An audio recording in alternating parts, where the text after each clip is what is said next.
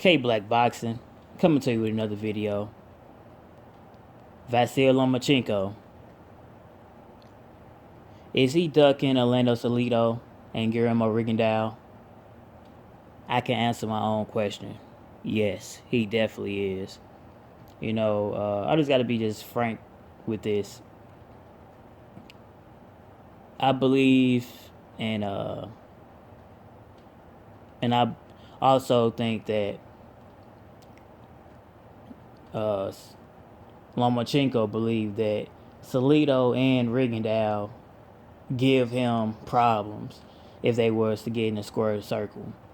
Lomachenko is fighting Miguel Mariaga, August 5th on ESPN. And I just believe that Mariaga would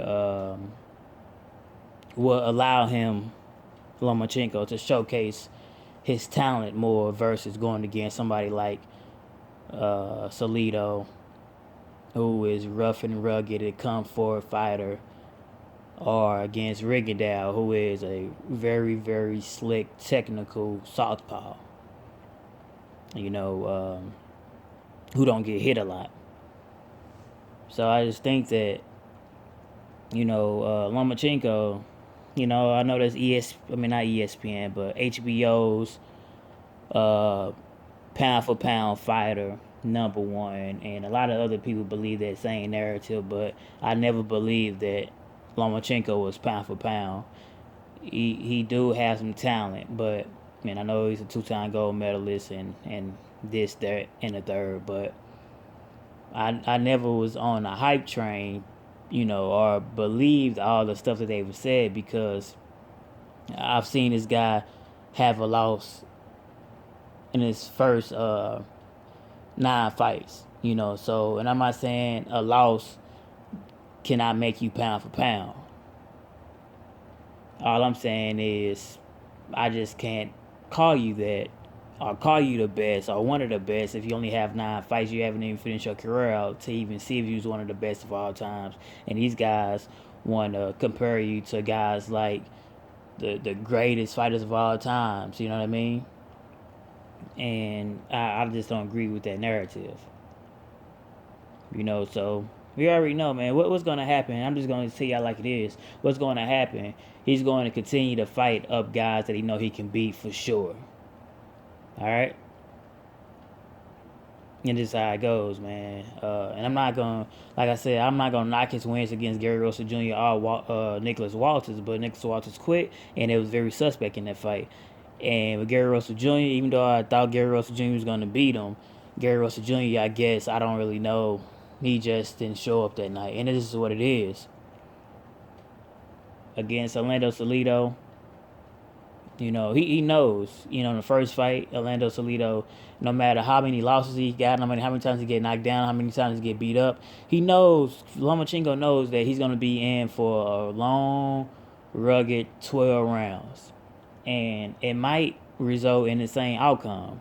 Salido might win again. And many people believe that Lomachenko has evolved and is better now in the pro ranks, and they believe that he will beat Orlando Salido. But evidently, in the back of his mind, he knows something that we don't. And maybe, some fighters just got each other's numbers, man, And maybe that style of Salido got his number. I was reading on boxing.com. They said that the Salido fight fell through the negotiations, that the money that they offered Salido, I guess Salido wanted more, And this is the same narrative over and over with the Salido and the Lomachenko's count. And that's they just can't get the numbers right when it comes to the finances, So they say. Who knows what's really happening in the negotiation?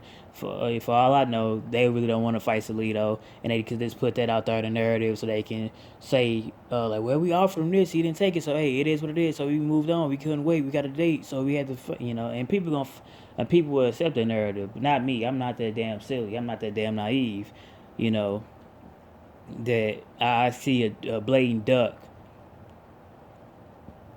I know a blatant duck when I see one. And with the Guillermo Rigondeaux situation, man, listen, um, Lomachenko's manager was talking that BS, saying that they was trying to fight Rigondeaux before, but the fight didn't happen. And he's basically saying like if he truly want to fight Lomachenko, because Rigondeaux been calling Lomachenko for a while and said he been wanting to fight him. I think they even went to negotiation. I think the money wasn't right or something like that. That's the reason why the fight didn't happen. But anyway, in this go round, Lomachenko's manager is basically saying if you want to come up to 130 and fight Lomachenko, we would oblige that. And guess what?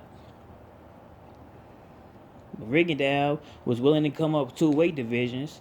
It's I know there's only 8 pounds between the two, but still, it's still two weight divisions. He's willing to come up 2 weight divisions to from 122 to 130 to fight Lomachenko.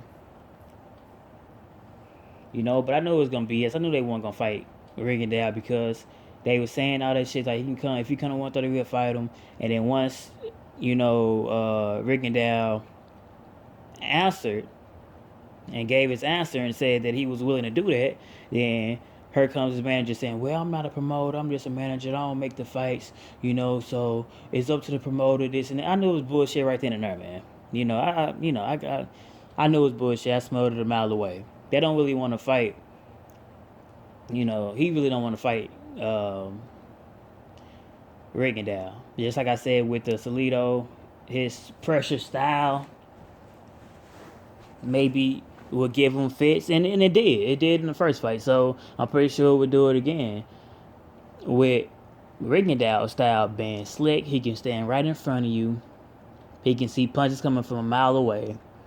He's block, he parry, he slips, he do everything. He's the perfect boxer, man. I'm just being totally honest. When he's in that ring, he's the perfect boxer.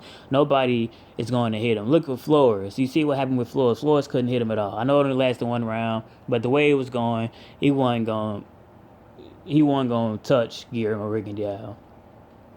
And just like the knockout ended up happening, even though they overturned it for some BS, made it to a no decision or no contest or whatever the case may be. But it was going to happen anyway. And we know that Lomachenko and Flores is 2 different types of fighters. We know that